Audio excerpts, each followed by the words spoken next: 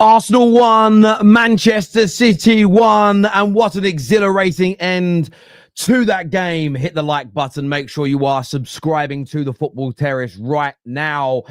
Pep went full Jose Mourinho. Big mistakes in the first half from Mikel Arteta. Martinelli saves Arsenal and gives them what could be such an important point come the end of the season. Liverpool will probably feel like the real winners. Liverpool will probably feel like they've come out on top this afternoon. There's no doubt about that whatsoever. But do me a favor, please, and hit the like button. Get yourself subscribing and make sure that bell notification is turned on right now, people. It's very, very important to the channel that you do that. But what a game. I actually really enjoyed that for so many reasons, and we're going to break that down for you on the Football Terrace. We will. We're going to break it down because for me, I just loved every single second of what we just witnessed. This, for me, it's just, we're getting back to peak Barclays. We're getting back to peak Barclays where actually teams need to adjust. Teams need to behave differently. You have to have plan Bs because it's not a one-horse race anymore. It's as simple and it is as straightforward as that. But if you haven't done so already, hit the like button. Make sure you're subscribing. Let's do this. You're so interesting. I love your browser history. I like that you're not hiding anything from me. By the way, nice IP address. I like your neighborhood. You are so special. This ad is just for you. I learned so many things from you. You are so generous. With your personal data. Switch on privacy, switch off trackers and viruses. Go to nordvpn.com. NordVPN. Safely be you. Wow. What an afternoon of football we were just served up. Did City drop points? Did Arsenal drop points? Did Arsenal gain a point? Look, I'm going to delve into all your comments, all your views, all your opinions on this in the comment section below throughout the course of the next 90 minutes or so. But that for me was an exhilarating game. Absolutely exhilarating at every single level. It truly, truly was. I loved it. I loved every single second. And for so many reasons as well. And I can't wait to delve into all of them with you on this show. Big shout out to our title sponsors, NordVPN. You shouldn't be on the internet without protection. You shouldn't be. Being on the internet without having protection is the same as having Andre Onana in your goal. You're going to concede. You're going to lose out. And it's going to come unexpectedly. Your data is going to be stolen. Your personal details, your identity, your money. Okay? You need to do it. Plus, when you're on the internet, you should be able to do it in privacy. Okay? It doesn't matter what you're doing online, as long as it's legal, but you should be able to do it in privacy. And NordVPN provides that for you. It's a simple. Would you take an ad out in the local newspaper to tell everybody what you search online, what you watch online? No. Would you stand at the school gates, dropping your children off and tell all the other parents what you do on the internet? No. So why go on the internet without NordVPN? Get yourself signed up now. Scan the QR code that you can see on my screen or click on the link in the description below. But wow, what a game. What a game. I loved it. And a lot of people are going to say, Terry, what do you mean peak Barclays? Let me break this down to you before we go into the nitty gritty of the game, right? And I'm going to timestamp this as well. Peak Barclays. Pep Guardiola has frustrated me for such a long time. I've never been a fan of his style of football. I've appreciated it. I've applauded its brilliance. I've said how wonderful it is. But at times I've felt that he was doing it in an era in the Premier League, this is, where there wasn't a great deal of competition. A lot of the other big clubs were off the boil, not being run right, not competing against him. But what I saw today from Pep Guardiola was just sheer quality, sheer brilliance on every single level. I loved how he knows he can't play that possession-based attacking football anymore against an Arsenal, against a Chelsea, against a Liverpool and teams of that ilk. They'll hurt him. So he knows he has to become more resolute, and he's becoming a very, very good, low block, pragmatic, peak Jose Mourinho team. And this is what I've been waiting for the past 8 years. For football to start going back to what it was, its absolute peak, where all the top teams have to adjust against each other and play in different ways to be able to pick up points, rather than just we can play our style no matter what's going on and we will win. I'm not a massive fan of that. Yes, you've got to have a set style of play. That is important. That doesn't change every single week. but there's got to be a strategy to it. And I love what they did today. Arsenal as well. Look, we're going to get into them in more detail. Got it wrong in the first half, Arteta. Second half, much, much better. The equaliser from Martinelli. I know Gooners are going to wish it was a winner, but what a goal. What a goal that was. But today was peak Barclays for me on every single level. Now, we're going to go to your super chat soon. We're going to break down what it is that you guys have got to say on the show. But where I really need to start today is with Mikel Arteta. I feel like I have to start in that area because for me, Arteta was a coward today. And as much as that is going to trigger some Arsenal fans right off the bat, as much as some Arsenal fans are going to hate on me for it, listen, you've loved the Football Terrace. You've loved myself when I've praised Arteta and when I've defended Arteta. And I will still do that when it is necessary. But for me today, it was a cowardly approach to the beginning of the game. The midfield that he picked, the attack that he picked, I felt it was very safe, very simple. And it was the antithesis to what was needed. Now, I think what's happened in this, I think people have been, I think Pep has called everybody's bluff. Is he really going to become a pragmatic, even dogmatic at times manager? Is his team really going to, is Pep really going to adopt the tactics? And this is what's beautiful. You know, when people say, can you tell me tactics that any other top manager has copied from Sir Alex Ferguson? Can you tell me the tactic that any other top manager has copied from Jose Mourinho? Pep Guardiola's doing it this season, 24-25. You always have to look at the context of football at that time, the season, the teams you're up against. There's always context and nuance that's needed. We've got to stop this extremism when it comes to talking about football. Footballing extremism is going to kill the game. For me, I think, though, I don't know if Arteta... Two things here. One of two things. Arteta was cowardly, or he didn't think that was going to be Pep's approach. And he thought Pep's team were going to attack and be open, and he wanted a really big, solid team to nullify that attack and try and catch them on the counter. But it went Pep's way in the first half. They scored a very early goal, a great break. Erling Haaland, listen, there's other great strikers in this league. Erling Haaland is a level above all of them. You can debate it. I'm not getting involved. I know what I just said is the absolute God's honest truth. It's as straightforward as that. You can't get away from it. It's the truth, God damn it. He is.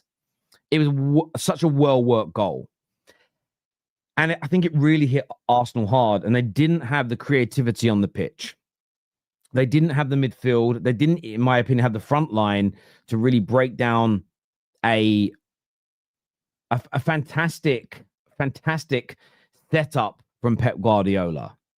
The colossal ice barrier, the wall, the blue wall was there. And Arsenal couldn't break it down. And I think that Mikel Arteta, again, you guys can tell me what you think. My personal feeling is, I think maybe his bluff was called a little bit by Pep, but I think he was just a little too cowardly and went into this game a little bit too safe. And Arsenal lost 45 minutes. This was a 90-minute game for City and a 45-minute game for Arsenal and its players. And one thing I've spoke about a lot at the beginning of the season is this Arsenal squad is good enough to win the league. This Arsenal team is good enough to win the league. It now comes down to whether or not Mikel Arteta is a good enough head coach and a good enough manager to get them over the line. Because they're up there with Liverpool. I think they have a better squad than Manchester City. Pep's telling you they've got a better team because he had to be the one, technically anyway, because they had to be the pragmatist today. In fact, Pep did this last week at home against Manchester United. Let's not get it twisted. It's his way now because he knows his team can't be on the front foot because they're going to get picked off. Can Mikel Arteta manage his team? Can he get them to win the league? It's the question mark. There'll be a lot of the Arteta outers are going to jump on this. I always told you. But listen, those guys aren't right by and large. They might be right about elements of Mikel Arteta, but they slag off the squad. They don't think Arsenal are actually that good. There's too much. I'm talking about the extreme guys, not the people that just don't rate Arteta. So if you go, I do rate the squad though, Terry, then I ain't talking about you. Calm your brain down. But from my perspective, I've looked at Mikel Arteta these last two seasons and gone, well, you're being judged on what you win. And I was so just disappointed in him in that first 45 minutes. And I think that the reason it's a draw today and not an Arsenal win is because of the way you started, because of that starting lineup. And although the subs were made, City's blue ice wall was up and it was so hard to penetrate. They kept on bringing on defenders. Nearly every player on the pitch, barring Silva and Doku, was over 6 foot tall. They gave Arsenal no space whatsoever. But if you watch the beginning of that second half, Arsenal were forcing Donnarumma into saves. They were breaking lines. They were opening them up. But City had a 1-0 lead. They didn't need to overly attack. Had Arsenal started with Eze on the pitch, maybe not Saka, but Eze on the pitch, the result for me would have been different. Had they brought Martinelli on a little bit sooner, I thought Martinelli really and truly should have come on 10 to 15 minutes before he did. And I criticised Arteta for this away at Liverpool. The starting lineup, okay. You can blame the players a little bit for not taking risk when they had an opportunity to slide it into Gyokeres. But he made his substitutions too late in that game. Yes, he made Eze and Saka at half-time, but still Martinelli a little bit too late in the game. I just think you needed that injection of explosive pace that late on. And I think that, for me, when I look at today's game, is something that Arsenal fans have got to put pressure on your club over, and Berta's got to be going in that dressing room. Berta has got to be knocking on that door and saying, listen, Mikel, we get on great. We've got a wonderful working relationship, but you need to be a little braver at home. By the way, go away to Man City, go away to Man United, go away to Chelsea, go away to Liverpool. I don't think there's too much of an issue with that starting lineup. I don't. I really don't. I don't buy into that go all guns blazing every big game. It's ridiculous. Why do I say it's ridiculous? It undoes the legacy of the greatest Premier League manager of all time. It just does. Liverpool don't do it either. So I think that there's got to be balance in this conversation. But that's really where Arsenal got let down today, in my personal opinion. I think Mikel Arteta, if he starts with a couple more attack-minded players, I think they beat this City. I really do think they beat this Manchester City team. But of course, I want your thoughts. I want your opinions in our comment section below. Let us know what you think. Let us know what you feel. Make sure you are subscribing as well, by the way. Make sure you have the bell notification turned on also. Very, very important to us that you turn that bell on. It really, really is indeed. I know a lot of you have already done it. I know more of you are going to do it in future, but I want to say a big thank you to every single person who has got that done. So a big thank you to each and every single one of you. I think as well, this is one of those things where Liverpool are going to be the team that walks away from this really and truly thinking, I think we've come out on top here. 5 points clear of Arsenal. I don't even know how many points they are clear of Manchester City. In fact, we can take a look here if we just skip through and we pause that. City, of course, go into the top half of the table. They go into 8th, but yeah, they're 8 points clear of City, and they are 5 points clear of Arsenal that do sit in 2nd place. So, of course, that point really important to keep them there. It's a massive afternoon for Liverpool. It really, really is a massive afternoon for Liverpool. But what is really crazy, you look there at Leeds United in 12th place on 7 points. 3 points is separating the 2nd to 12th in the Premier League. I feel like the next 4 or 5 games are so massive. Can any of those teams go on a 3, 4, 5 game winning run and pull away? Or is it going to be a win, a draw, a win, a draw, a loss, a draw, a win? Are we going to go for another season like that? Because the only team at the minute that don't look that capable of dropping points is Liverpool. They always seem to find a way. They always seem to find a way to get it done. You've got the Palaces and the Bournemouths in that mix as well.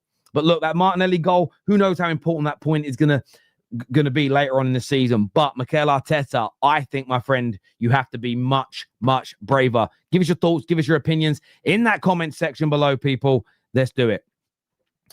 Now, let's go to your comments and super chats that have come through here.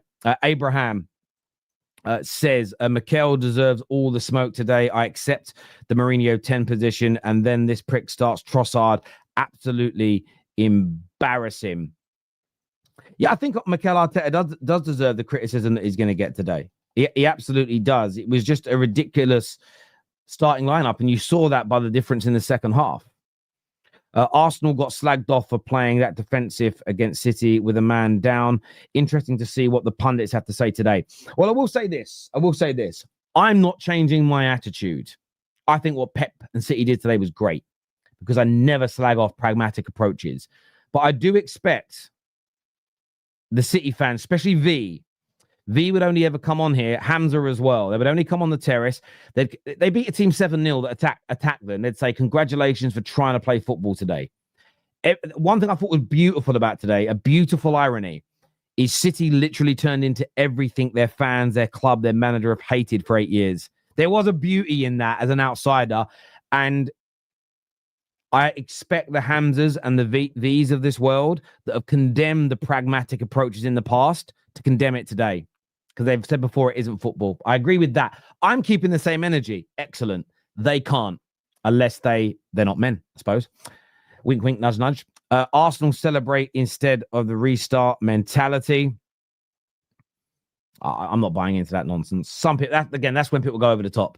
I've seen some of the best teams. I've seen Real Madrid celebrate equalizers late on with 4 or 5 minutes left to go. So, and they're the elite of the elite, right? I'm not doing it. A PSA to Arteta: when you attack, you score. Credit to Arteta for realizing his Merino mistake at half time. Why Madueke, not Trossard, though? Again, I do agree with that. I would have kept Madueke on the pitch on the left and taken Trossard off personally. Doku is my man of the match, the ultimate forward performance. Do you know what I say about Doku? Doku's now thriving because City are playing pragmatic counter-attack football. He isn't a player that's going to thrive in the tiki-taka, 80% possession, this camp out on the edge of the box up against a low block. He's thriving. Silva lucky to remain on the pitch today. Yeah, with the ball situation, yeah, he could have done. I think he was close to it. I've been saying this about Mikel Arteta before, remember? Yes, you did say this before. Are we going to talk about Arteta playing 3-6s? Well, I've spoken about it. Give me your thoughts, my bro. Cussing Guna says, as much as I like Arteta, he's the reason why we didn't win today. But I will give him credit for not being stubborn and changing things at halftime. It's fair. I hope the pundits do think pieces for the whole week about Pep Guardiola came and played for a draw instead of trying to dominate. No, that won't be the narrative. The narrative will be what an amazing man, what an amazing coach who adapted, who changed, who found a different way to get a result. And that's the right narrative. The problem that you have is that's not always applied to every single manager. And that will be the issue. They'll apply the right logic to Pep. But there we go. The Merino Rice Zubi trio sucks. Never again. I think when you're at home against a team that's vulnerable, it isn't the right way to go. I agree completely. Game was on Arteta. The game was Arteta's Arsenal tenure in a nutshell. He doesn't change anything until he is forced. Winning comes from taking risks. Once again, Arteta plays not to lose. Yeah, I agree with you on that. And thank you, Luke, for encouraging everybody to hit that like button. There's 8,000 people watching. Let's get these likes up past at least 2,000 whilst we're live, people. Let's get that done. Thank you. With how Arsenal played, we defo didn't deserve points, but I'll take it. I had a feeling Martinelli would make an impact when he came on from the bench. Yes, well, I felt he should have come on earlier, Amir. That's why I felt like he should have been on the pitch a good 15 to 20 minutes earlier in the game. I really do. Terry, you won't change the energy, but it was Pep who bragged last season in a press conference saying, I cannot play like that ever. At least we can call the hypocrisy. Without a doubt, the problem is people in life always say something. A great friend, I've told this story before, but I'll say it again. I've got a very, very good friend of mine, big up yourself, Comrie, who is a firefighter. Been a firefighter many, many years. He's also a search and rescue expert. So whenever there are disasters around the world, he's one of a unique group of people that gets called in to get people out of earthquakes and all types of things. And we were at a barbecue. This is about 8, 9, I don't remember how many years ago. It was a long time ago now. And we were just talking about general shit that you do when you're having a few beers. And somebody said something along the lines of, I'd never allow that to happen. I don't even remember what the base subject was. And he just said to us, you don't know what you're going to do until that moment. I said, what do you mean? He said, well, we were all parents at the time. And he said, every single one of us would sit here now and say, if my house was on fire and I was outside and my kids were inside, I'd run into the house to save them. And we all went, yeah, of course we would. And he said, well, I've been outside loads of houses where children are inside, family members are inside, wives are inside, husbands are inside. Some we have to physically restrain because they're going to run into the fire and kill themselves. Others are screaming for somebody to run into the house. But because of that heat, they can't put their body through it. Does that make sense? And although that's an extreme example, that's what maybe the most important thing in that moment. Like your family's inside a house and they're not going to be here anymore, and you still can't bring yourself to do something that we all say we would. And it's always resonated with me. So Pep saying I'd never play that way. Well, let's wait and see until you're in a position where there's 3, 4, 5, 6, 7 teams that are better than you if you play a particular way. Because you don't know how you're going to behave until you're in that moment. And yeah, I'm not calling it. I'm not slagging off the way Pep's played. The media won't either, but there is some hypocrisy. Not hypocrisy, but he's been found out in that regard. And fair play to him for adapting, though. Super stupid for calling out Mikel Arteta. Super stupid. I don't think it is super stupid. I think he was a coward today. I think it was a cowardly act, that starting lineup. Great substitutions at the beginning of the second half. That absolutely is right. But I think if you go slightly more attacking in the beginning of the game, I think it's a different result. I really do. Had Madueke picked up a knock? Okay, well, if he got taken off because of a knock, then that makes absolute sense. I retract what I said around that. For all the talk of Liverpool not playing that well, 5 points clear after 5 games is mad. Better squad and manager than either of these. Pep not here where he was 3 years ago. Arteta needs to grow a pair. Well, this is why I was saying to a lot of people, stop laboring under this illusion that Liverpool are bad. They're not even at full gear and have won 5 out of 5. I wouldn't be sort of pinning my hopes on it all crumbling down. Maybe it will, but I wouldn't live under that illusion, personally. This year says, let's not be disingenuous, Terry. There is a difference. Arteta parked the bus from the start. Pep, when he defends a lead. Okay, if you watch the beginning of that game, they were sitting in quite deep and they were looking to counter-attack. There's no disingenuous nature here at all. Man City set up to not lose and to try. Well, they set up to win, but they set up to win the way we've seen Arteta set up to win. We're going to sit in and be hard. And we're going to try and catch you on the counter. And it was a great counter-attack, but they barely attacked after that, only on the counter. So no one's being disingenuous. And you're meant to be a Man United fan here. You're exposing your bum again, my friend. But there we go. Do us a favor, please, people, and make sure you're hitting that like button. Make sure you are subscribing to the show as well. Very, very important to us that you get that done right now. Hang on, Chelsea fans piping up.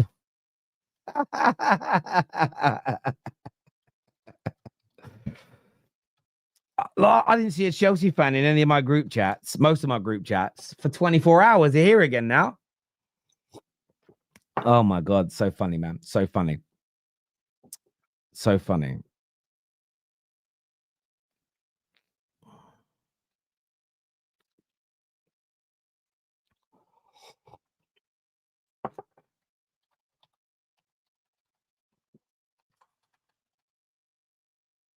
One sec, guys.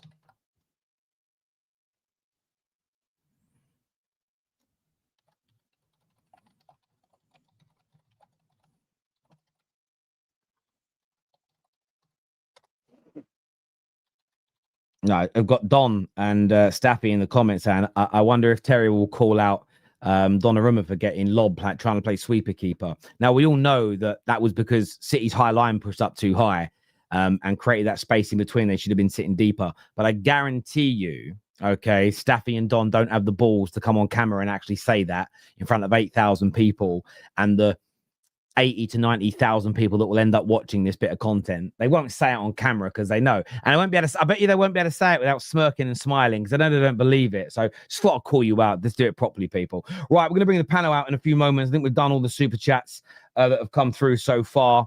Actually, there's one more here, actually, from Joshua that says, last year, Arsenal did what City did and got praise. This year, City did what Arsenal did and get criticised. Like, come on, we've got to be fair about this. If Arteta did what Pep did, you'll all be saying top coach. Joshua Jack, I've got to say no. Arteta was called out for being defensive last year. I praised it, but I'm praising Pep. I'm not changing my energy. Arteta got called out for it. Let's just not pretend. Plus, Arteta hasn't sat there on camera for a decade saying that playing pragmatically isn't football. That I love you, Josh. You super chat on the channel a lot, but I bet you can't. If you can find me 5 prominent football pundits or journalists that praised Arteta for being defensive in these games, I'll non-Arsenal ones, by the way, because that would be biased. I bet you can't find it, but that weren't happening. Terry, City were in a mid-block most of the first half, by the way. They decided to park the pass, the busy. Yeah, listen, I'm not saying they were sitting back in their own box, but they were in a mid-block and they were playing counter-attack football. But when they went 1-0 up and Arsenal had no real attacking threat in that first half, it enabled them to start the second half in a very, very strong position. Had the likes of Eze and maybe Martinelli been on the pitch from the beginning of the game, I don't think they'd have sat that deep 10 minutes into the game, which would have meant there'd have been more space for the likes of Eze and Martinelli or Saka to exploit. That is the fundamental difference. Brian here says, Terry, Pep adapting, unlike last season. I agree, Pep's doing the right thing. I am not criticizing Pep for what he's doing. What I'm criticizing or foreshadowing is, will there be the same criticism other people have got?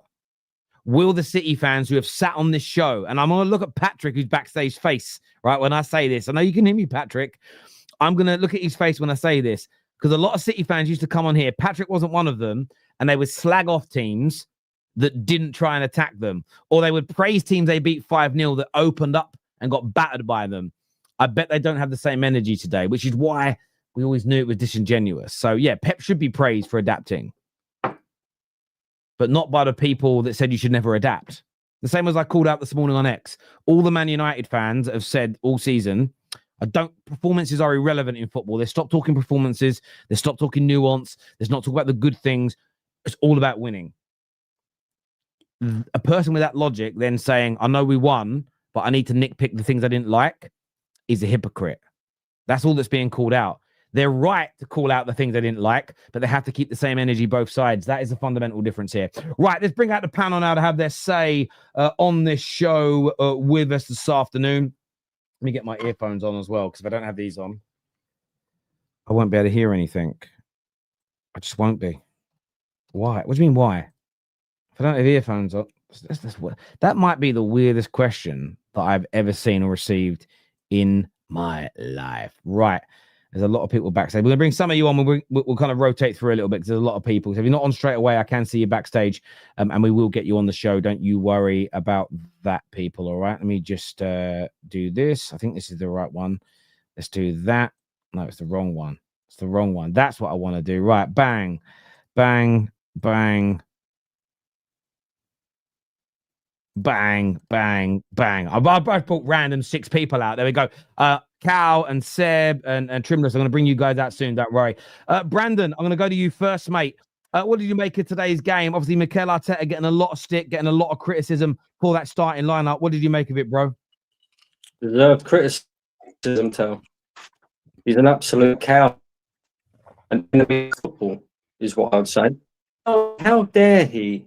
Right, after which happened to us at Anfield, yeah, when he decided to pick the same 3 players in midfield, how dare he start that again today at home?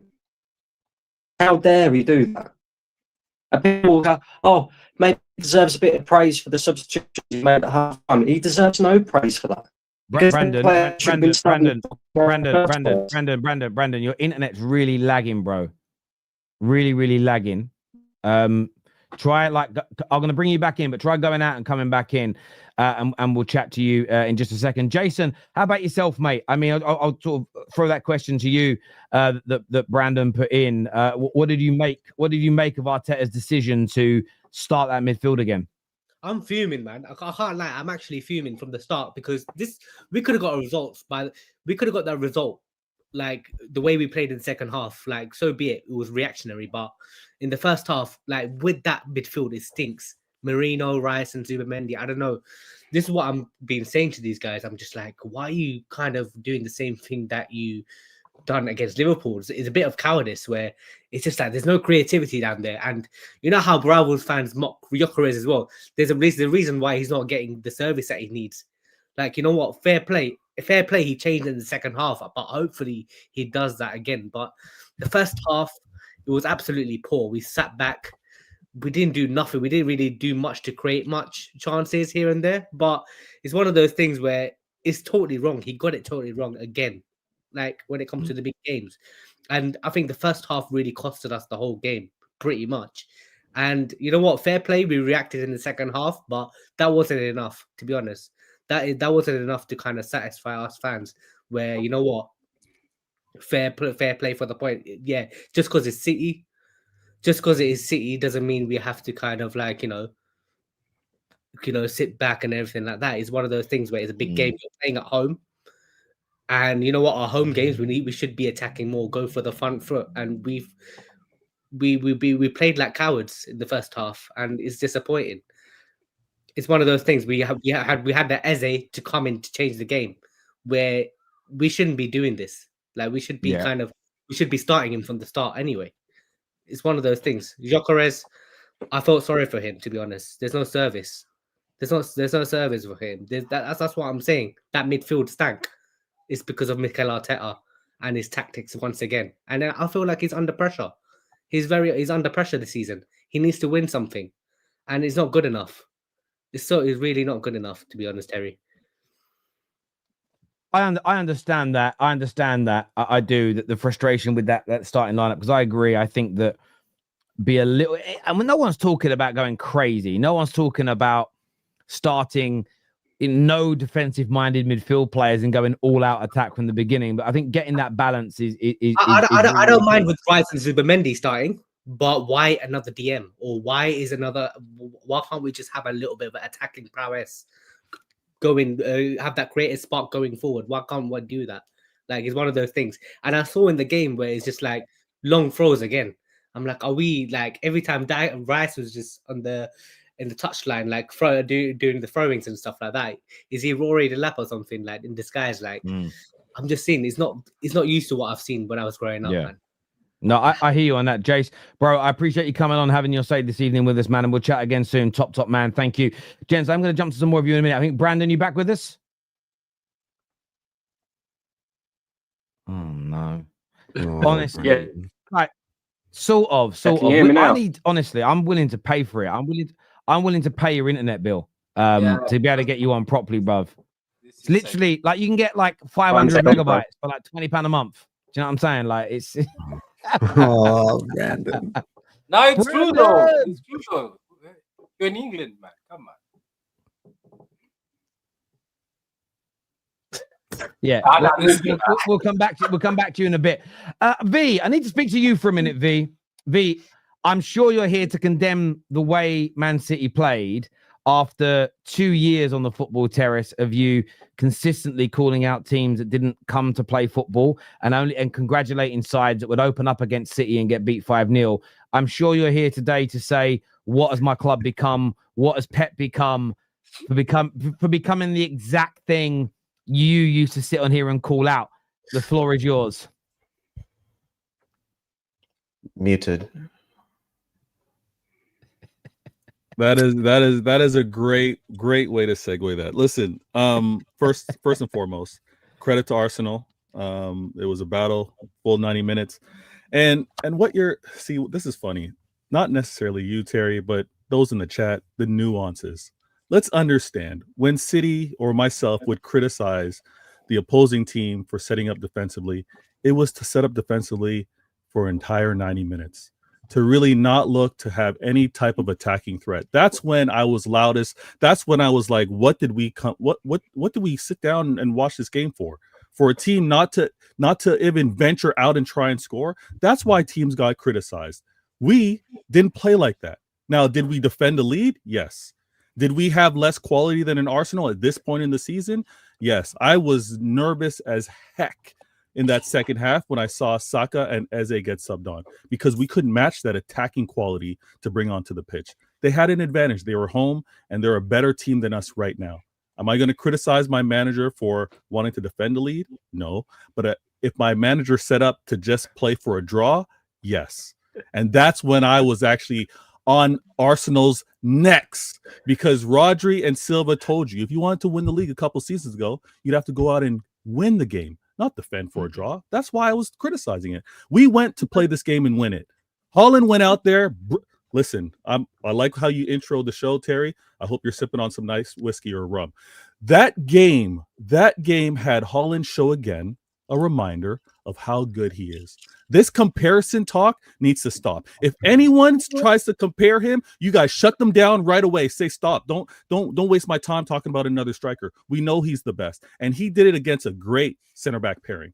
Right? I'm not going to take anything away from Arsenal. That defensive unit that you have, your center backs, that's a quality goal from Haaland. And if I'm going to be critical of my world class, should have been a Ballon d'Or striker, he only lost it to the GOAT Messi. But if he did anything wrong today, I think he should have squared it. He should have passed it to Foden, who was running side by side. I think we could have went up 2-0 and had this game locked down. But listen, we did as much as we could against a very good Arsenal at home. So credit to the team. And I know you got more questions for me, but we did not set up for listen, obviously I'm calling you out a little bit in jest. I think you did the absolute right thing, because I think if you go there and play more attacking, if you don't sit mid block in the first half and low block in the second, you get beat. Because Arsenal, if you go toe to toe with Arsenal right now, they're better than you.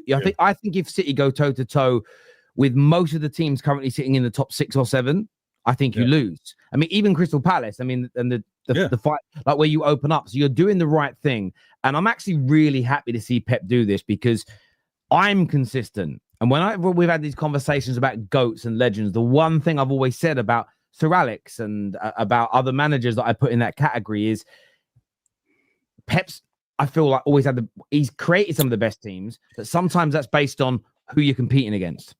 Sometimes you create a brilliant team, but if nobody else is orchestrating and developing amazing teams, you are the best, but no one's competing with you. Now, there are teams that are better than City if you play open attacking football against them. And what I'm really enjoying about watching Pep right now is him go, right, I've got to find a new way. That, for me, is the biggest sign of a potential GOAT than just being the best in the league with the most money and the best squad without anybody really challenging you. This, for me, and I always keep the same energy. I'm not going to twist it. I know you didn't get the win, and I know a lot of people in the group chats are calling out Donnarumma for coming off his line and getting lobbed.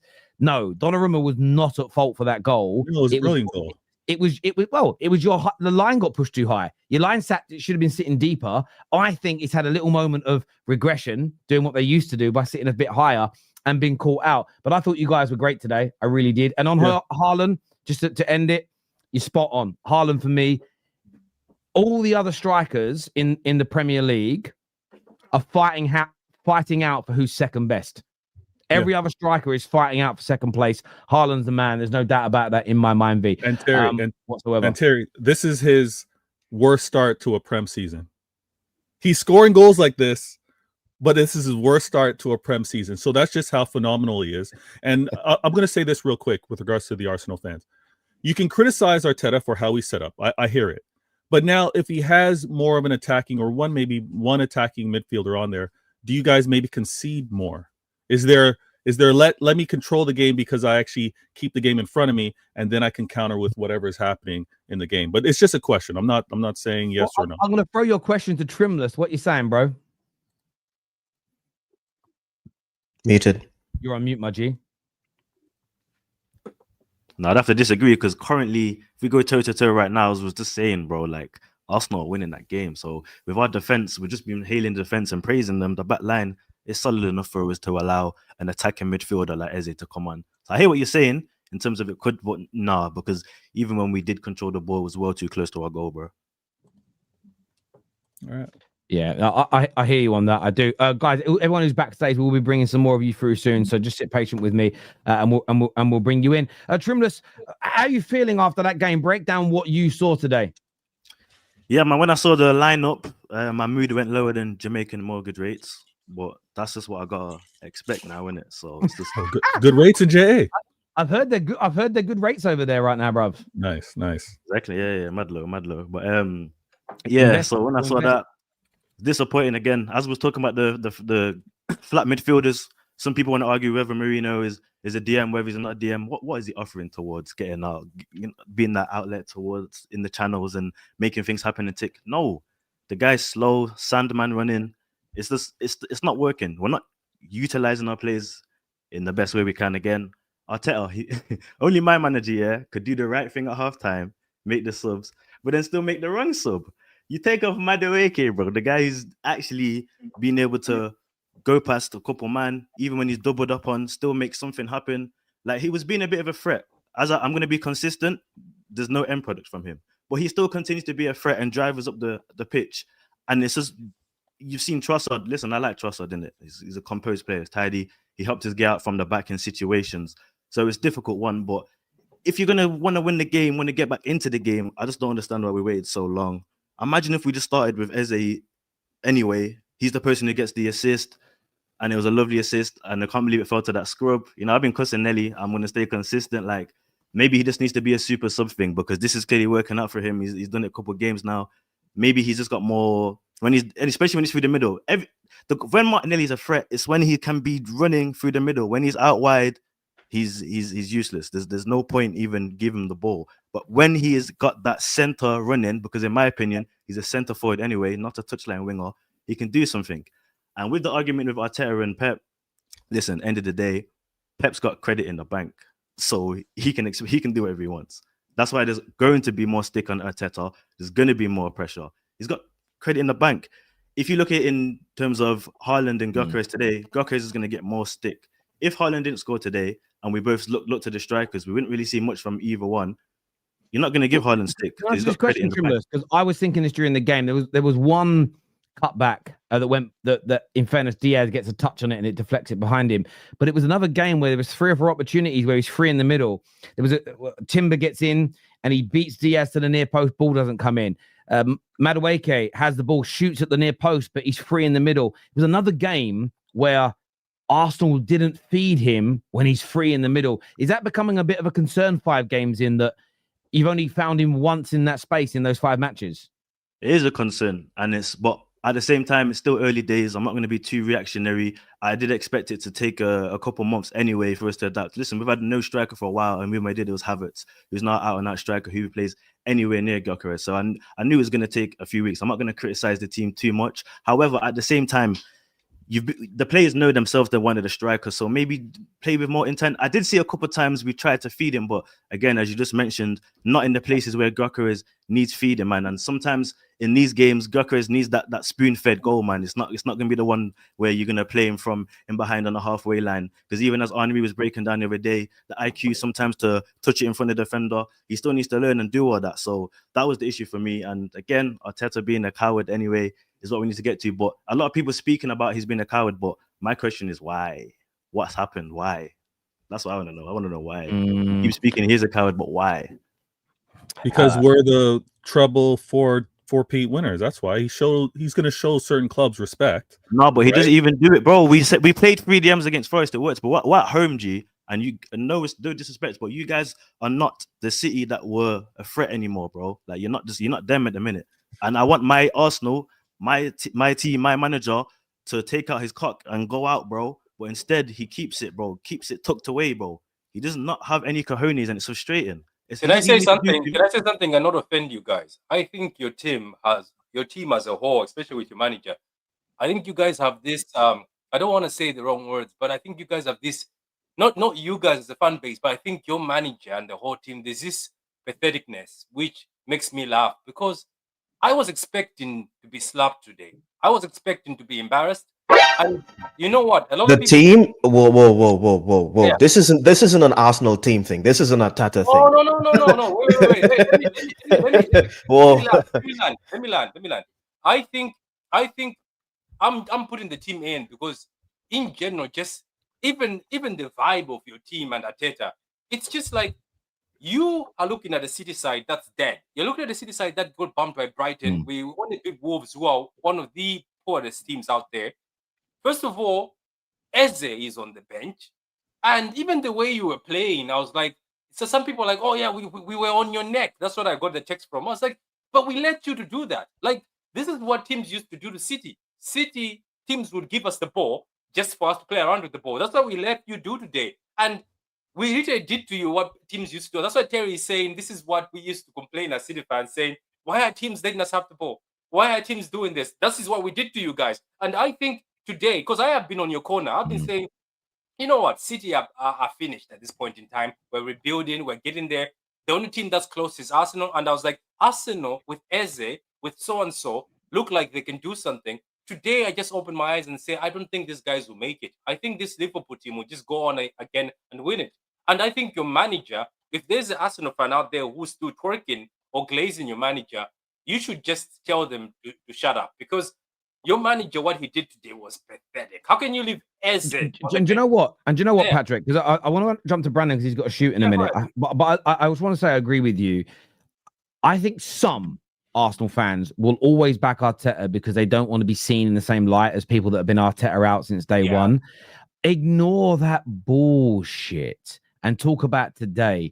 Just because today you criticize Arteta for being too negative doesn't mean you're undoing all the things that you've praised him for in the past that he's built and helped get you to this level. Yes, those strange Arteta outers will call you out for it. But firstly, why haven't you blocked them? Why are you letting them interact with you? Because, you know, just cut, like you're all grown ups, just cut that stuff out of your life and just be honest about it. Because Arsenal's team should have won today. Arsenal have a better team and squad than City, but the approach from that first half let them down. Brandon, I know you've got to shoot in a minute, so I want to jump to you quickly. Give us your thoughts, bro. Bro, I'm angry. I'm frustrated. I feel let down. Again, by this manager, again. How dare he start three defensive-minded midfielders again? We're at home. As the boys have pointed out, this ain't the same City side. They were there for the taking. You know, I don't see much in that City side that's any different to the City side that we beat 5-1 last season. So why the fuck does this manager think it's okay to go into games and just allow 45 minutes of football to pass you by? We did nothing in that first half. Zero. Nothing. Not a thing. No creativity. No nothing. To me, that's a sackable offence. When you've spent £1 billion on a squad, and I'm not being funny, right?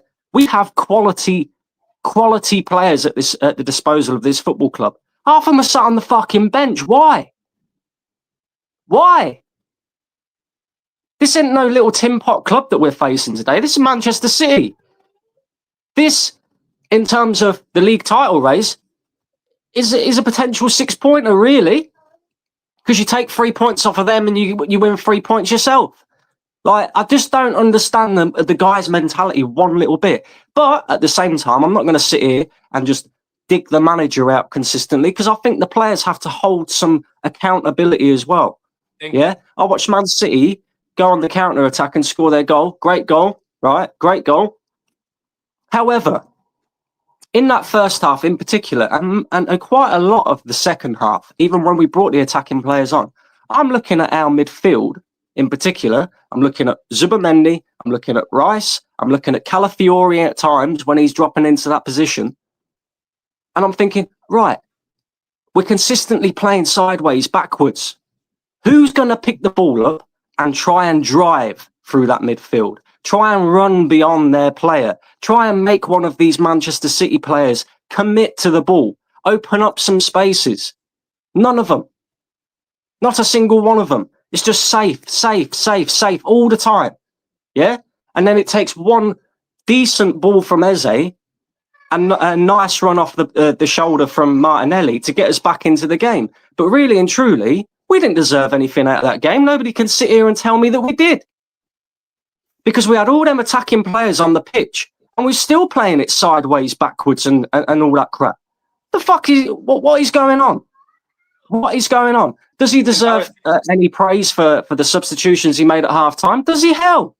Because them players should have started the game anyway. So I'm not going to praise the manager for that.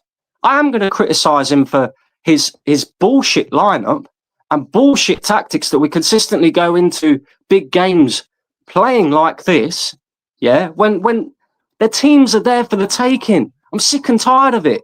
And at the end of the season, once again, we'll look back and we'll go, if only we beat Man City at the Emirates. If only we took took our chance when we had it.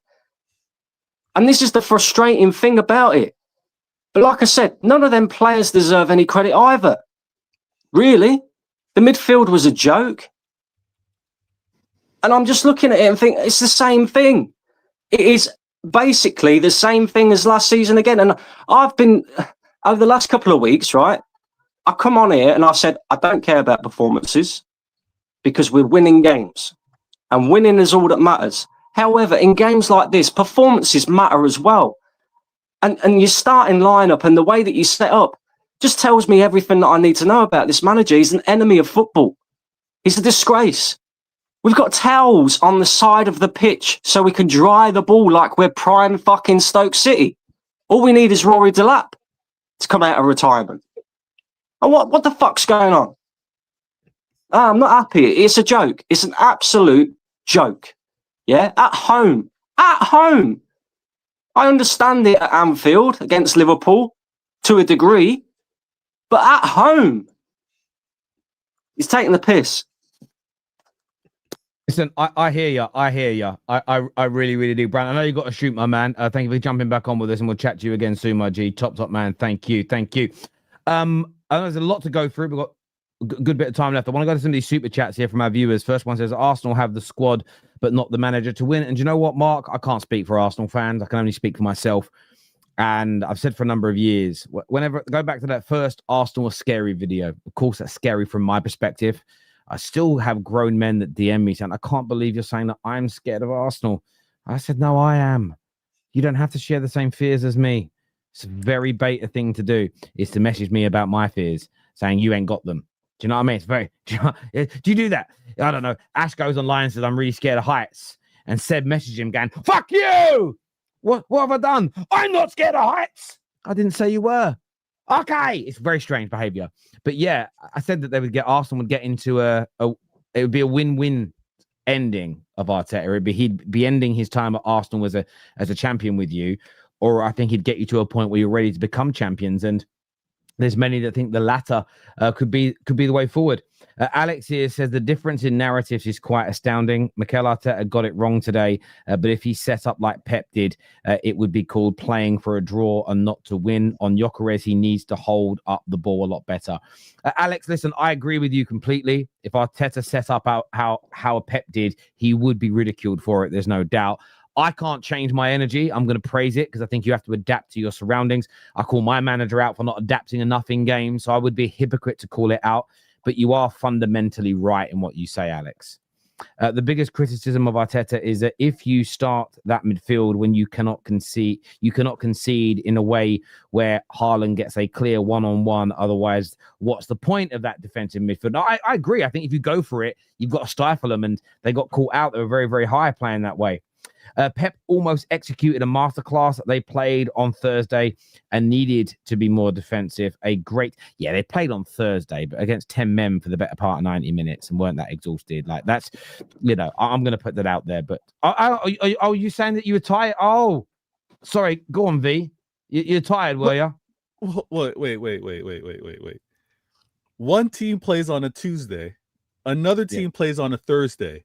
What are we doing here, Terry? Okay, we know that the recovery. But you played on Sunday, then played on Thursday, right? Okay. And they played on Saturday and played on Tuesday. So in the space of the last 7 days, Arsenal and you have played the same amount of games, right? Just disingenuous. Let's be serious. Okay, we played the same amount of games. We also travel. What I mean is, right? If I play on a Saturday and then a Tuesday, I've had Sunday and Monday resting. Then I've played Tuesday. Then I get Wednesday, Thursday, Friday, Saturday rest. Right. So I've had 7 days. I'm a dumb person. 6 days rest in that period. If you play Sunday, okay, you were resting on the Saturday when Arsenal were playing, so that's 1 day's rest. You then rested Monday, Tuesday, Wednesday, so now you're up to 4 days of rest, and then you had Friday and Saturday. You and Arsenal. No, that's not 6 days rest in the last 7 days. That's not. Terry, you got it. You got him. Got him. No, you don't got him. No, any trainer knows that the clock starts after your last competition. What are we talking about here? This is I know. This is all silly stuff. Let's be real. This excuse of rest. Come on, man. It's not an excuse. I don't think. I don't think Arsenal fans are not allowed to Hang on a minute. So can I ask you a question? Arsenal fans are not allowed to mention this, or else it's excuses. Well, look, but can I ask you a question just so I understand your stance on this? I'm not even going to challenge what you say next. I just want to ask you a question. So if one team plays 3 games in a week and one team plays 2 games in a week, okay, but my first 2 games of my 3 are early in the week. So I play Saturday and I play Tuesday and then one on the Sunday. But you play Wednesday and Sunday. Which team's in the better physical condition come that Sunday match? The team that has the extra day of rest. So even the team that's played 3 games, because they got an extra day's rest before the final game, you think your view is they're in a better position physically? Well, this also depends on which players are playing in the games. If there's rotation, I'm talking about if every player played in 3 games and then played. This all I'm talking about. But guys, let's not get silly here. We should have all just accepted this. If you guys play Tuesday, we play Thursday, and we're both playing on Sunday, you guys having the extra day is an advantage. But that's not the reason you play defensively, my guy. It may be a factor. No, it's not. Oh my God. And also your manager made no changes to the game. That's on him. He didn't change the team sheet. But all of this doesn't matter. You guys had the opportunity to beat us. You failed. This isn't the reason why we drew the game. You had the lead. You had the opportunity to beat us. It doesn't matter. Which you have not done. You have not beaten us in 3 years. So you had the opportunity to beat us. Same rules apply. You were the underdog. You did not beat us. You're celebrating a draw. You're celebrating a draw. You're celebrating a draw. No one's celebrating a draw. It's actually sad. Did you see me celebrate a draw? It's sad because your team has come from winning 4 league titles or however many league titles you won, however many trophies, to now sitting here playing the way you played and laughing at us for coming out of the game with a draw. I am not laughing. I'm simply saying your team is. Egal, are you talking to us or are you talking to Twitter? That's what I'm saying. What's happening here? Are you talking to us or are you talking to Twitter? Are you talking to the chat? No one came out here celebrating this draw. No one came out here laughing at you guys. His wording was, you had a chance to beat us. They also had a chance to beat us. They were ahead in the game. It was late in the game. They could not keep the door closed. We ended up getting the goal. And you know something? I'm mad at my team's performance. I'm mad at how my team played. You guys seem jolly. You guys seem happy. You should be. You guys are happy with the draw. Yes, of course, Egal, it makes sense for them to be happy with the draw because we're better than them. Like we're way better than them now. The standards have fallen for City. City did nothing in 97 minutes except for one counter attack. Arteta came out after the game, said he's disappointed. I'm disappointed in the lineup. And I think the score and the way that the game went was predictable based on how the lineup was. We should not be playing the midfield 3 of Merino, Rice, and Zubimendi without more creativity in the squad. If Saka and Eze were in the team, maybe you could play that midfield. Maybe it makes more sense. Maybe. If you have Saka and Eze in the team, only way I'll say you can play that lineup. But in the future, I want to see Eze in the 10. I want to see Ethan in the 10. I want to see Odegaard in the 10. And we've been calling it out since the Liverpool game. It didn't work versus Liverpool. It did not work versus Bilbao. We got lucky. We won it at the end with the substitutes that came on. And today, we just didn't have the same level of opponent. If we had more time, maybe we would have got a winner. But the second half performance showed Saka and Eze needed to start. And I don't think Man City, the biggest difference for Man City from this year and last year was Donnarumma. Donnarumma's save for Madueke's shot, which came in the 45th, 50th minute. Wasn't it Eze shot? Whoever it was, there was 2 shots he saved. It's okay. There was 2 shots he saved. I'll say fair play to him. He was your best player. Outside of that, you guys did nothing. Bernardo Silva is a rat, and he continues to cheat every time we play him. I hate that guy more than every single one of your players. He deserved to get sent off. The second yellow for Trossard. I will never forget that. Timber should have been sent off. For Trossard at the end. But today, he doesn't get sent off for what he did. Regardless of the result, I just felt like that should have been brought up because we've seen a similar situation at their ground. The refereeing decision was both players get yellow, one guy gets sent off. In this situation, Man City player could potentially get sent off if both players get a yellow. They don't give the yellow. It just feels like you're crying, Egal. No, I'm being fair. I don't think that had an impact on the result, but I do think, simply put, you think Timber should have gotten a second yellow? is very interesting to me. It's very interesting to me because the same refereeing decision happened at your ground and we didn't see it. I'm not blaming the refs. Again. I'm not blaming the refs. For everyone to hear, use your ears. Mikel Arteta is at fault for the draw. And guess what? The bench saved us. The bench saved us the point. But the refereeing decisions are not consistent. And I'm simply calling it as it is. Nah, I think that's a little. Let me say this real quick. So, V, because I've got Giuseppe's got a shoot in a minute. I'll come back to you in just a second. Is that okay, bro? Thank you, my G. Giuseppe, by son, what happened? No, listen, disappointing.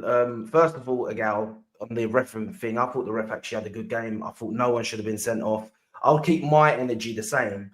I know what you're saying, but that's not a red card for Bernardo Silva, the little throw and that. Like, I don't agree with it when it happens to us, so I can't say this one is. Neither of it. That one shouldn't have just happened back then. It's not about the consistency. Like, that was right. Arteta got it wrong today with the starting 11. But what I'll give him a little bit of credit for is he actually made the changes at half-time, which he's in the past not done. And I think you got to give him a bit of credit for that. But the starting 11, it's just negative. I think it shocked him how City played the game, how Pep went about the game. I think that might have shocked him a bit. But listen, we should be winning that. Like, it's one of them ones where it's not the end of the season or anything. Do you know what I mean? We can still win the league. We can still compete with Liverpool, but it's just you have a chance to beat Man City. Like, bearing in mind, I think people are overhyping how like City being crap. Like, no, we are. City, we are. I think I will see, but I think you're better than you maybe think. Definitely, like structurally, like I thought defensively with Donnarumma, all the set pieces you just gobbled up. Set pieces don't affect you. Giuseppe, you guys are better than Spurs. You're better than Brighton. You guys could have got at. Yeah, but Spurs, it's a different. You didn't treat us the way you treated Spurs and the way you treated Brighton. Do you get what I mean? You didn't play like this against Spurs and Brighton. But regardless, we should have beat you, in my opinion. They did against United. When they went 1-0 up, shamelessly, I was sitting there. I was like, maybe we weren't so bad last week. Just the stupid part of my brain said that. The stupid part. We were. But like at the end of the day, for me, the one thing was Eze starting in the cam. Like people saying Saka should have started. No, he shouldn't have. Saka shouldn't have started because listen, he's just come back. We don't need to force him. That right hand side weren't the issue. I thought Trossard didn't have a bad game on the left. It was the cam. It was the midfield, and I don't think it helps that the midfield actually had a bad game. Rice didn't play great. Zubimendi didn't play great. So then it even like strengthens the like looking at that midfield and thinking why. Like, do you get what I mean? So it was just, listen, it was poor from us, poor from Arteta. We moved, but Man City, like, what we have to like acknowledge is how far we've come, and that's why it's pissing me off. That's why I think we should have gone. Man City to come and do that against us, to play haram against us, it shows the respect they have for us now, and the respect teams have for us now, right? So we shouldn't be like allowing it. We should be smashing them, like going for it and going for it the way City used to do to us when we used to go like that. Do you know what I mean? So is what it is. But the one positive is when Eze come on and that in that cam, he showed a good cameo. So maybe Arteta now will look at that and say down forward. And the crazy stat that we're the only team that City ain't beaten 5 games in a row. Pep, something like that. Pep's never not. You guys have raised your level, like. But this is what I mean, and this is why I think so many Arsenal fans are frustrated. Which is why that debate you're having about whose team is better. Again, I find it's a nuanced conversation. If you both go at it and go toe for toe, Arsenal. But that's why there is adaptations. That's why there's having plan Bs. That's why it's about adapting your game. Because I don't think when Leicester won the league, if you put it in if the question, it's about the framing of the question. Who was the best footballing team that season? It wasn't Leicester, but Leicester found a way of winning the most amount of points, which is what football is about when it comes to winning the league. But there's more than one way to skin a cat. There isn't, we go through this all the time in different fan bases. There is this, when it comes to playing games, your aim is to try and win the most amount of points possible. But there isn't one way of doing that. And I think we sometimes get a little bit addicted to that. And I think Pep, this is where I've got to give Pep so much credit. He's realized I can't play the way I want to all the time. Otherwise, I'm going to lose. Sir Alex was an absolute master at doing that. He knew he couldn't go toe-to-toe with Arsene Wenger at the Emirates. Couldn't do it. So he found a way of making sure that and he's always approached with, if I can get a draw there and beat them at home, I think we'll go on to win the league title, because that 4-point difference is massive. And I just think what Pep's done there is interesting. I think what he's just got to do now, Pep, I think apply that to some of the teams that you maybe think were a little bit beneath you on a footballing level. Because I think if you approach Brighton that way, I think if you approach Tottenham that way, I think you win those games as well. And it's going to be really intriguing if Pep becomes a sort of a bit of a Jose disciple. Imagine he goes on to win the league from this point playing this way. It will put, for me, it puts Pep in a different category when talking about his legacy.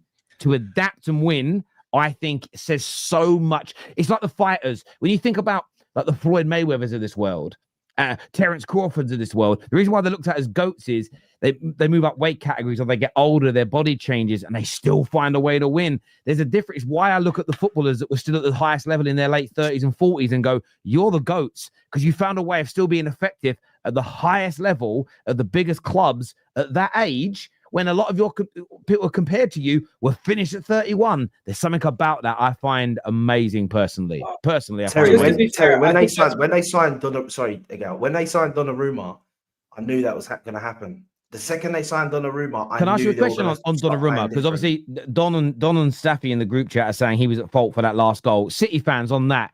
Was Donnarumma at fault for that goal, or was it your high line? What do you boys put that down to? He wasn't. Every keeper does that, to be honest. And look, it was a great pass from Eze, and we got caught in the high line. And what else can you do? He was trying to come out. Every keeper comes out. You get beat. It is what it is. I don't know. So who's saying that? Is that Staffy and who? Staffy and Don, Chelsea Don. I wouldn't take those too seriously at this point. If he stayed on his line, if he'd stayed on his line, maybe they would have fixed it. Anyone saying that is just being salty and trying to take away from a magnificent goal. Let's be honest. It was a great finish. It was a very good goal. Hey, you know something? Everyone says Arsenal should have taken advantage of Man City, who are vulnerable. We were vulnerable in the first half. Man City didn't stick anything against us. I don't think we were vulnerable. How are you guys vulnerable in the first half when you have one of the best defenses and you had a defensive but that's midfield? not vulnerable. That's not vulnerable. You see, this mentality, Egal, is the reason why your club will never win a trophy. This mentality. Well, right? good thing. Well, Egal's not the manager, so I think it's fine. Yeah. I was 1 second. So I'm critical of my team. Big up, Cal. Immediately. No, but you're using it wrong. Like, for example, that first half, we had most of the possession, we had most of the ball. We were just not creating anything. We were playing into their hands. They got the goal and they just sat back. That was the game plan for them. So like, we weren't vulnerable. If they can I talk about Mikel Merino? If they tried Egal more to score more goals in that first half, they would have made themselves more vulnerable against us. Yeah, I'm gonna, guys. I know there's still a lot of people that haven't spoken yet. I'm gonna jump to some more super chats because I need to respect them, and then I'm gonna come back to. Obviously, we haven't heard much from Cal, Ash, Anton, or Seb at all yet. But obviously, everyone's welcome to stay still. But Francis says, Terry, after watching you for 7 years, that's amazing. Thank you. He says, spent a lot and will continue. Thank you, Francis. I will DM you on Insta. I'm a busy lawyer in Oz. I love Australians. Big up yourself over there in Australia. Family are Australian, and plus the Aussies took my grandmother in during World War II, so I've always got respect for you guys. But there is a perspective missing. I need to creep into some of these panels when I can. Always open for new perspectives. That's what the Football Terrace is famed for. You never watched the Spurs game. It's obvious they pressed City off the park and beat them most seasons. Yeah, City are a little bit kryptonite sorry, Spurs are a little bit kryptonite to them. Egal is the only real Arsenal fan. Others are just poo. Oh, this guy's probably like I hope 6. this guy's 12.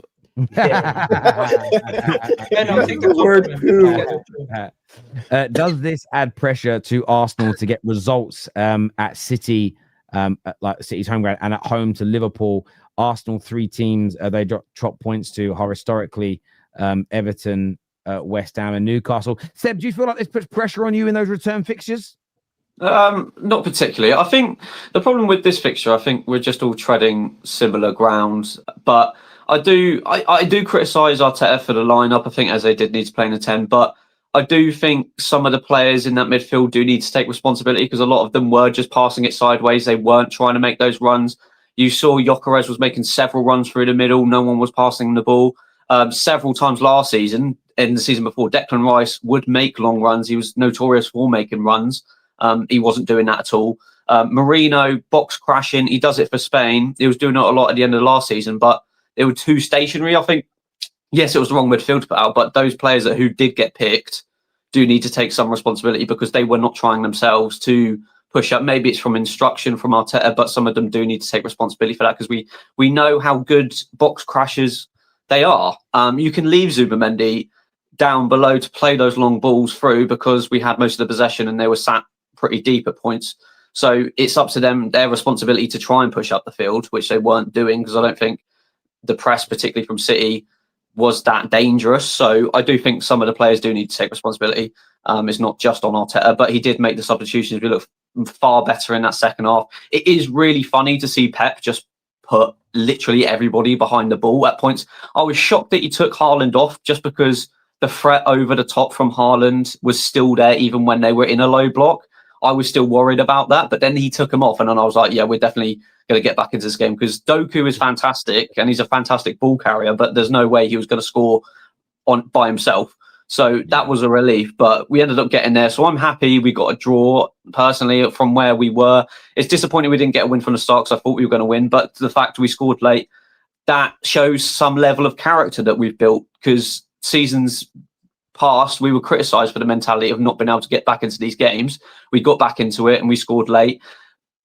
I got to give Martinelli some credit. I've been slacking him off for a while, but he got on and it was an absolutely beautiful finish. I've been saying for about 5 years, not on here, obviously. I remember saying it to friends and family, how dangerous he is through the middle. I remember that goal he scored against Chelsea where he just ran straight through the middle when he was thriving. But I do think some of the players do need to take responsibility. It's not all on Arteta. You can't put it all on.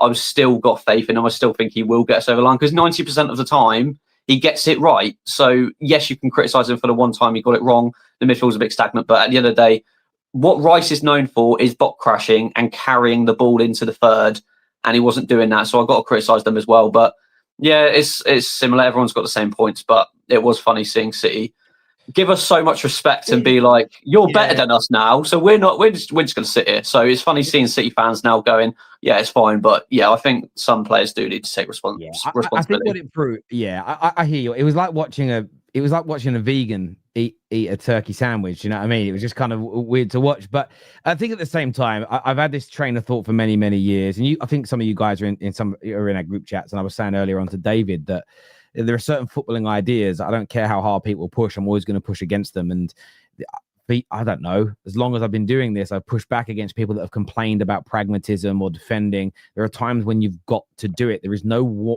one way to play football.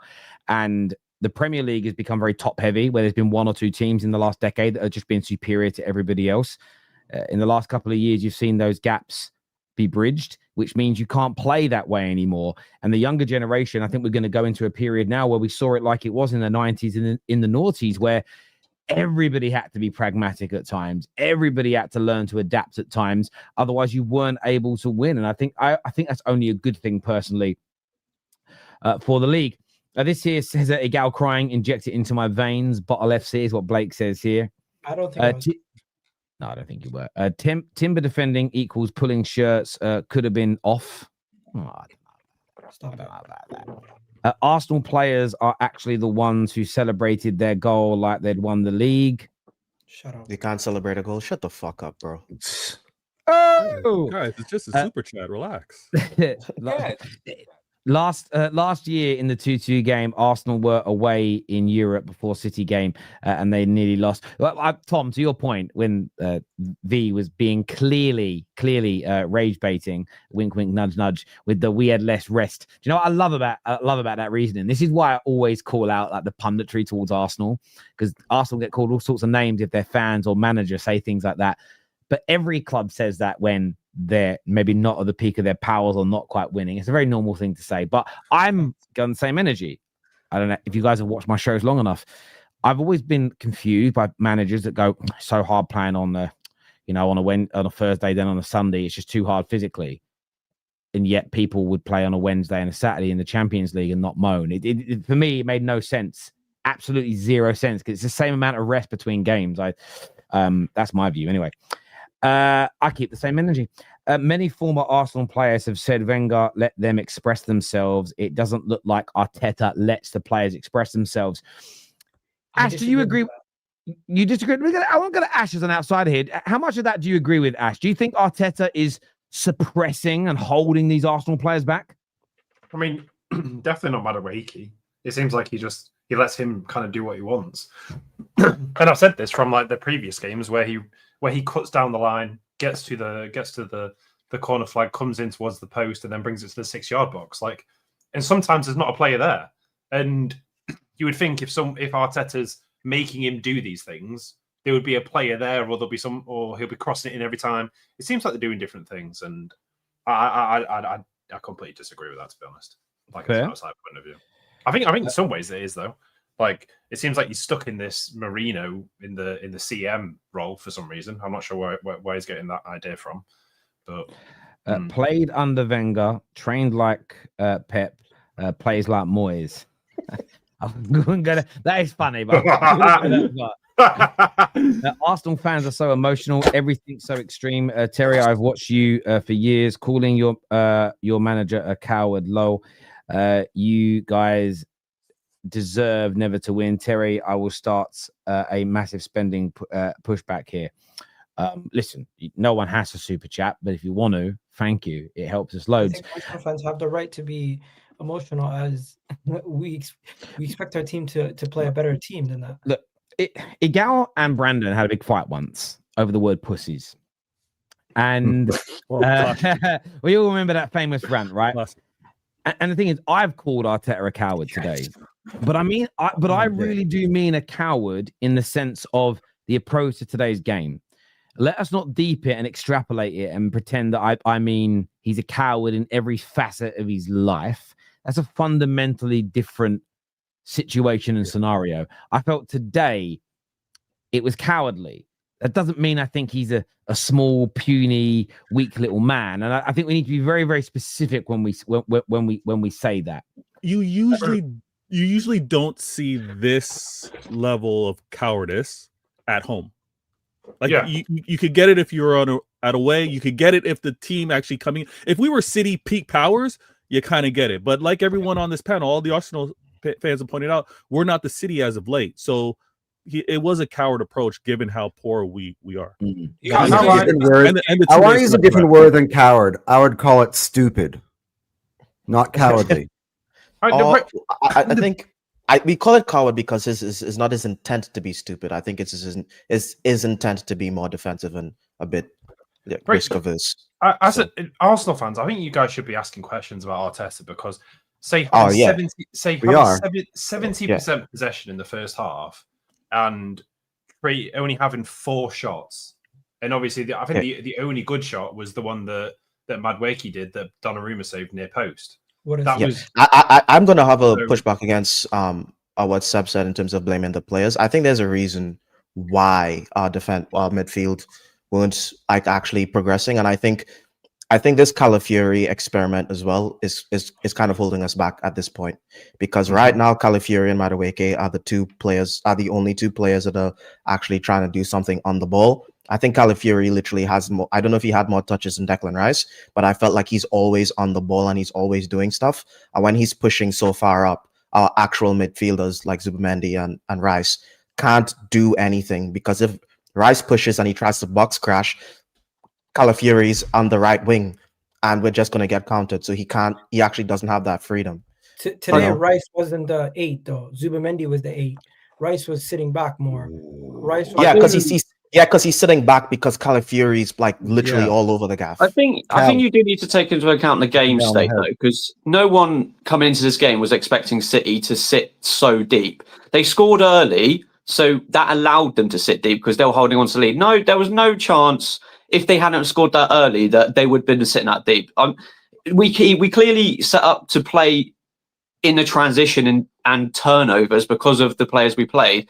But I think just to say, oh, he's a coward, this and that, but it's just like, yeah, I didn't agree with the lineup, but no one was expecting that from City today. No one. So he clearly lined up in a formation where he was like, City are going to pack out the midfield. They're going to try and retain possession, but they scored early and they sat on it. So, and then he adapted at half time for the way City were playing. So you do have to give him some credit where the game state changed due to a goal and he changed the approach after that. So yeah, you can criticize him, but I still do think there's factors where it's like... I disagree with that though. I think, first off, I think, you know why I disagree with that approach? I think where we are right now in our squad, we need to be imposing our will on the game.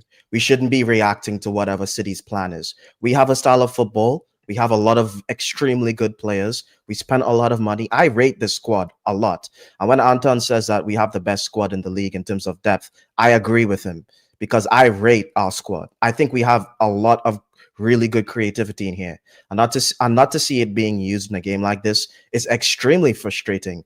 To see Merino start the game and to see Trossard start the game is extremely frustrating. We know Trossard is a super sub. We saw it last season. Trossard is fantastic when he comes off the bench, just like how he did against Bilbao. Same with Martinelli. He's not a starter. Nothing was wrong with Eze. He was and he didn't start him anyway. When he came on when Odegaard got injured, he played fantastic. Why is he not trusting our creative players? We have enough. I'm not even I disagreed with him starting Saliba because I think putting Saliba into a game like this from the start was a bit of a risk because Mascara was doing a fantastic job. You know what I mean? So I think that I really don't like what I'm seeing from this manager. You know, I was making excuses for it because of the first 5 games and because of how difficult our start of the season was. But now we're doing it when we don't have to do it anymore. And it's just not good enough. Let me just jump in here because I've been trying to get a word in. I just want to say I agree with you. And the reason why I feel like even the manager should agree, because his substitutions at halftime tell us that he knows. Egal, this is what I was about to say. I wanted to say this before you said this because I knew you were going to mention this. I don't know if you've seen, but have you seen what Arteta said? The only reason why he came out and said he's disappointed. No, he didn't. No, not that. Of why he subbed off Noni. Noni Madueke is injured. He subbed off Noni at half time because he did 2 subs. One of them being Noni. So if we're going to say that, obviously he's only brought Noni off because he said he wasn't well enough. To be honest, I would have subbed off Noni anyway because I think that entire right hand side was imbalanced. Timber was overlapping him as well, which was just very confusing if you're going to play a player like Noni. Like Saka absolutely was the right choice for the right hand side, and it gave us more balance. So I actually don't think, I know everyone's going on about how great Noni is, but there's no end products to Noni. I'm sorry, like I'm done with the whole let's overhype Noni, and I feel like a lot of rival fans are overhyping Noni. But I actually thought that Arsenal were so much better when Saka and Eze came on. It was night and day. Yeah, because Saka had Eze to play with him. Yeah. I was watching Nani literally doing the same thing Saka was doing last season, but we all know Nani isn't as good as Saka. He's not here to be Saka, but he's literally isolated on the right-hand side, and Moreno was doing whatever Moreno does. What does this guy do, bro? I don't know what he does in the midfield. Bringing it back, though. We cannot see this. No, he doesn't. We got counted. We can't see this midfield versus Newcastle. We need to see a more attacking team versus Newcastle. And we've gone to Newcastle with guys like Jorginho before. If you're gonna play, go there to play. And I'm not sitting here criticizing Arteta anymore about craziness. Like some people are taking it overboard with the Arteta criticism, but today he deserves criticism for the lineup. And if we go and see the same lineup again versus Newcastle, or we go away to like Chelsea or on any other ground and we see a similar lineup, then we fully have to say to ourselves, the manager's approach is what's costing us these games. Yeah, I understand that. And to your point, Anton, about Madueke, I don't think people are overhyping him. He's a £48 million player, and you're comparing him to someone that if you sold him today, you'd get £120 million for. You're talking about someone that we all know is 2 to 3 times better. Madueke's come in and done a good job for what he is. He is a good backup in that area. He can cover in certain areas. Of course, Saka come on and was better than he is because Saka is a better player than Noni Madueke. But I do think Madueke's come in and done a good job. But that's what backups are. At the end of the day, you're never going to have 2 Sakas that both play on the right hand side. No, what I was more saying, Terry, was that like everyone, like in our group chat, was like, "Why did you take off Noni?" And for me, I'm sitting in my living room, and when I made the sub at halftime, I had Noni off myself. Okay, that's fair. This year, Terry, can I say one thing, Terry? Yes, go on, bro.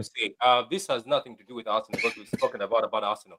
But I just wanted to appreciate this and better and appreciate the way we outpassed Arsenal to score that goal, the way they were pressing us and the way the players just passed the ball around and Haaland threw the goal. You know what? I love the way even there was a point in time where Haaland was behind some of the defenders, but he still managed to go over them. That was just beautiful. I clapped. That was beautiful football, Terry. And I just wanted to say that because a lot of people have been going on Haaland's back. Every team, when they sign a striker, they have been throwing stones at Haaland. I think let's just admit it. He is the best striker in the world right now.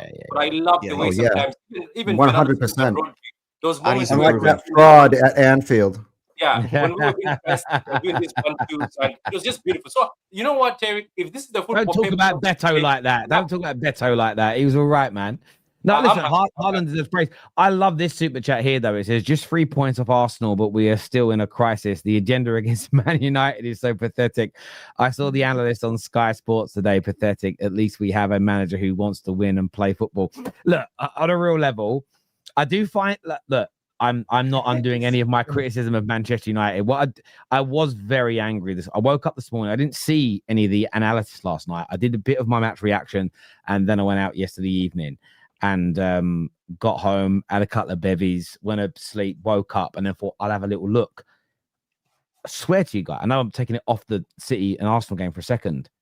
I thought Man United lost. I had to pinch myself. I had to go and check the score. I had to make sure that I didn't hallucinate. I couldn't believe there was on every website the 5-6 leading stories that all United lucky, United this, United that. I was like, what about Chelsea getting run through in 5 minutes, which led to them not only getting a player sent off, but also their manager bottling it and taking all these attackers off. I was like, United were getting criticised and we won. But yeah, listen, on a real level, we're after everything that's been said about Man United so far this season. It's 5 games. The table isn't right after 5 games, but we are only 3 points off second. It is funny, and we're above Newcastle and joint on points with Manchester City. I love football, man. It's so brilliant. Arsenal have the squad, but don't have the manager. So I think I've already done that one, which is good, which means I know where I'm at with these super chats. But the second we play our brand and lose, you guys will fucking castigate Arteta. Can't have it both ways. So if we attack and lose, own it. But I think it's about balance in terms of the games. Like if, for instance, you go away to Paris Saint-Germain, I'll give you an example, and attack and get beat 4-0, it's like what you're doing. But I think at home against a weaker City team than we've seen under Pep, and I don't think any Arsenal fan, you guys can shoot me down if I'm wrong. No one's saying play no DM, go all out attack. The 3 midfielders should all be. No one's saying start with. I know he's injured, but no one's saying start with Odegaard, start with Dalman, start with Waneri, start with Eze, start with Saka, Madueke. No one's saying do that. No one's saying go all out crazy attack. It's a balance here. I think this game is different if Eze starts instead of Merino in that 8 role. I think it just because even after City scored, they weren't in a low block. There was more space. They didn't have the Eze level quality to exploit that. Mikel Arteta deserves huge criticism today. He got it wrong, but I won't be hyperbolic and say that the league is over. Who is SJP? St. James's Park. St. James's Park becomes a must-win, and I want to see him learn from his mistakes. But I wanted to ask you this, Ash. Obviously, you are a Newcastle fan. You play Arsenal next in this game. Now, they weren't at their best today, but let's not pretend that Newcastle have been amazing this year. 6 points in 5 games. You're just above relegation form in terms of points right now. How are you feeling about hosting Arsenal next? Are you encouraged by today or are you concerned? Look, it's going to be weird because I think Arsenal's going to have probably Saka starting. I don't see Trossard starting on the wing. I really didn't understand why he was on the left side. I thought you guys needed pace there. It's going to be an interesting game because there is one thing that we have been incredibly good at not conceding goals. Like, there's a reason why our XG in the league was literally the lowest. But it's going to be interesting because we're not able to score goals going forward. So normally, I would say I would have some hope and be like, there's probably a good chance that we'll win because we're at home.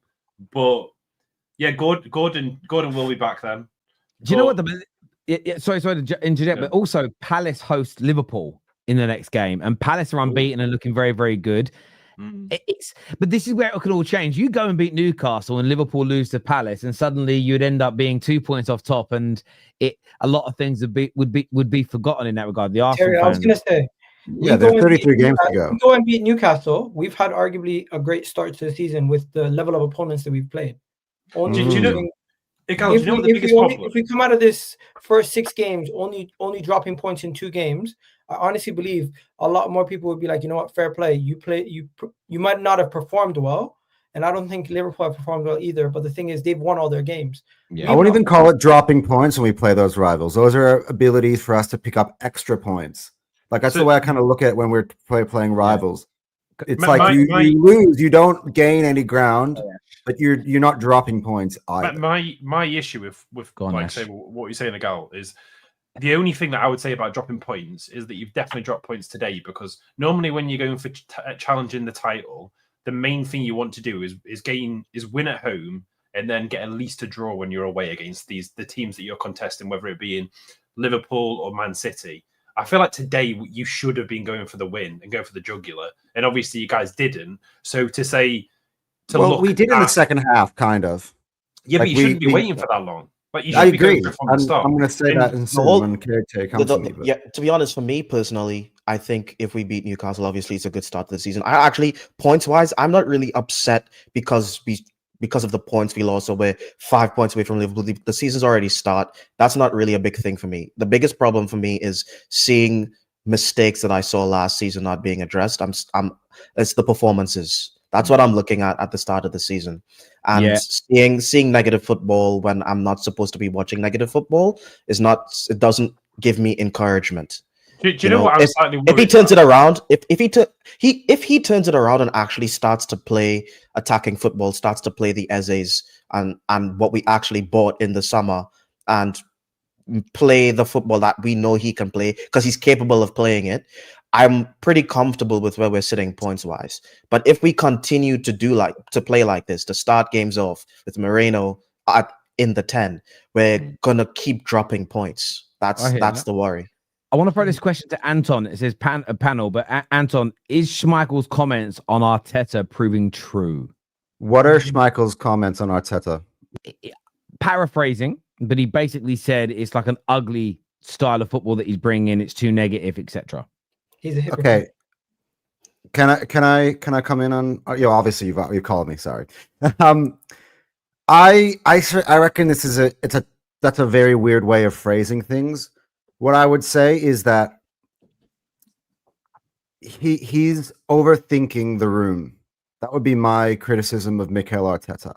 He has got it's like a artist, right? You have so many colors in your color palette, but you choose to use black and white.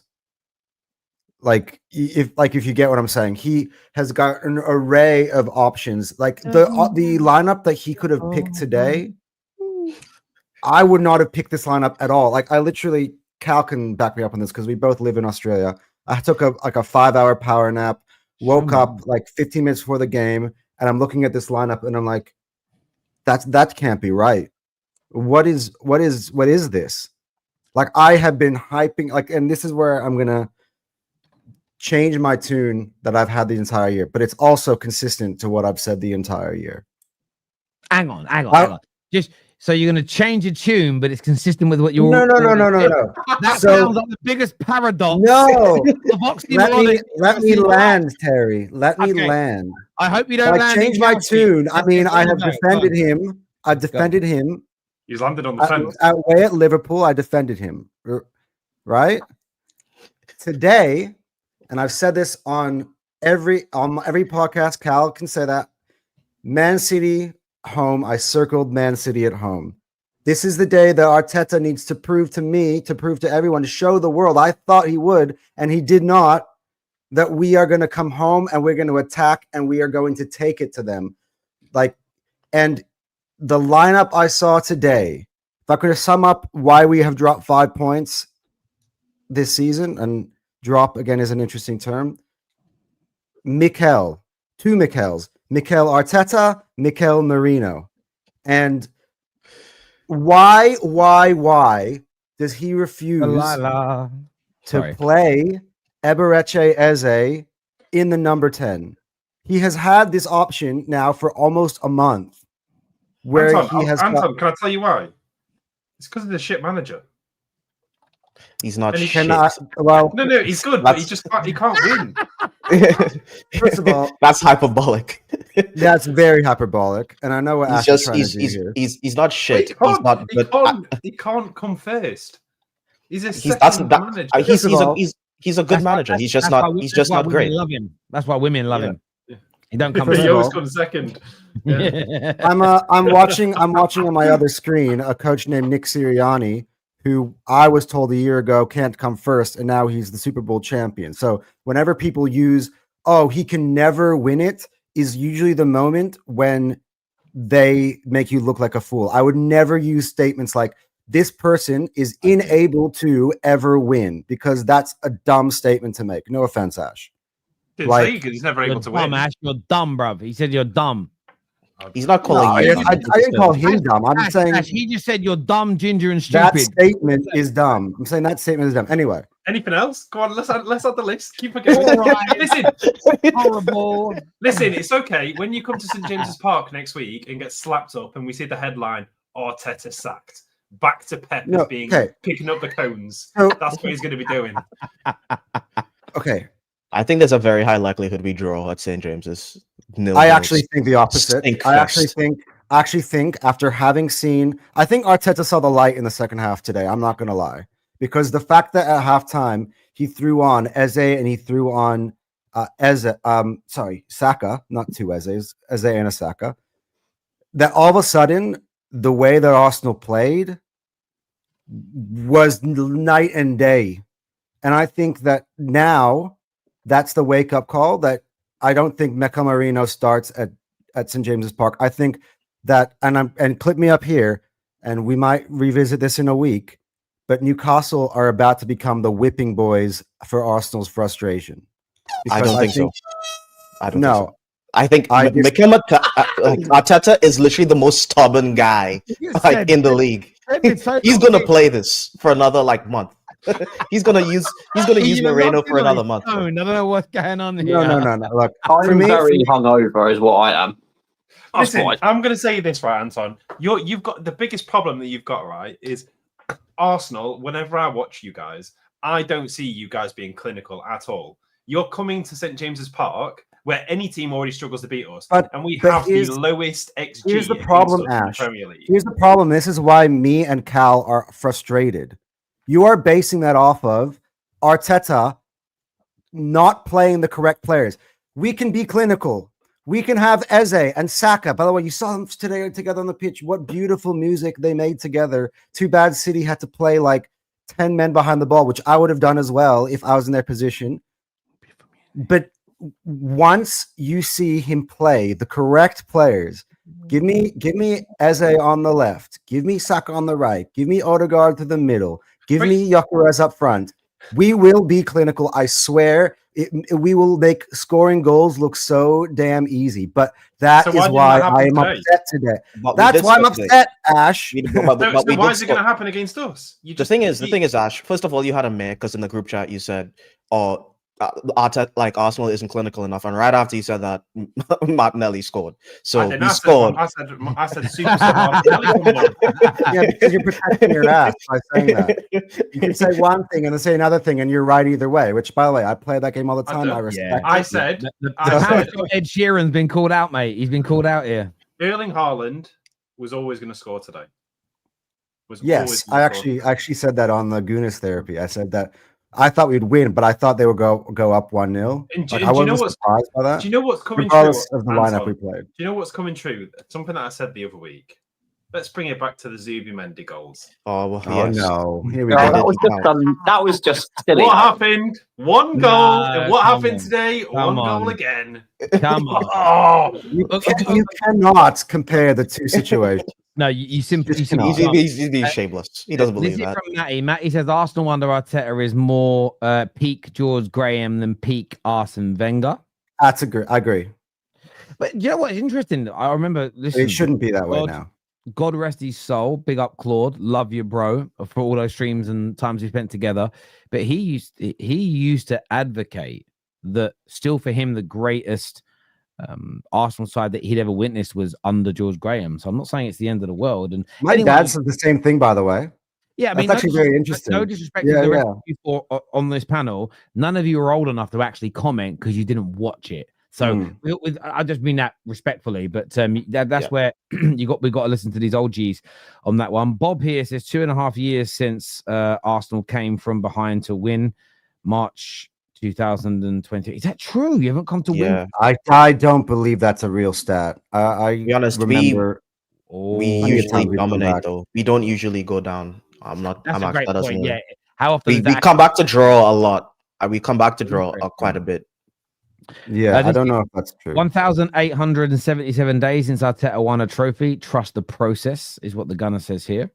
Okay, bro, it's keeping that count, bro. I mean, at this point until May or January, talking about trophies and counting. That's pointless. I mean, even if we were weird thing to say.